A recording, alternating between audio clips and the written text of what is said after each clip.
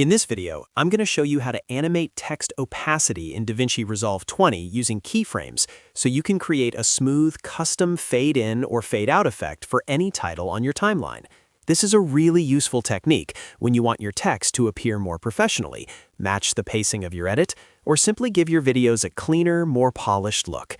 If this tutorial helps you out, make sure to hit the like button and subscribe for more easy DaVinci Resolve tips and tutorials.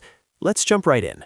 First, open DaVinci Resolve and make sure you're on the Edit page. You can do that by clicking the third icon from the left at the bottom center of the interface. Once you're on the Edit page, look to the top left and click the Effects button to open the Library panel. This is where you'll find all of the titles, transitions, generators, and effects that you can add to your project. Now in the sidebar, go to Toolbox, then click Titles. In this section, you'll see a list of available title options. Find the Text Plus title and drag it onto a video track above your footage, such as Video 2. Placing it above your footage is important because titles usually need to sit on a layer above the main video so they display properly. After you add the title, click the text clip on the timeline so it becomes selected and highlighted with a red border. This tells you that the clip is active and ready to be edited. Next, go to the top right corner of the screen and open the Inspector panel. In the Inspector, make sure the Video tab is selected at the top because that's where you'll find the settings for the title clip. Scroll down until you find the Composite section. Inside this section, you'll see the Opacity slider. This is the control that determines how transparent or visible your text is. If the opacity is at 1.00 or 100%, the text is fully visible. If it's at 0.00, the text becomes invisible. We're going to use that range to create the opacity animation. To create the opacity animation, move the playhead to the very beginning of the text clip on the timeline. This is where your fade-in should start. In the Inspector, drag the opacity slider all the way to the left until it reads 0.00. At this point, your text should be completely invisible.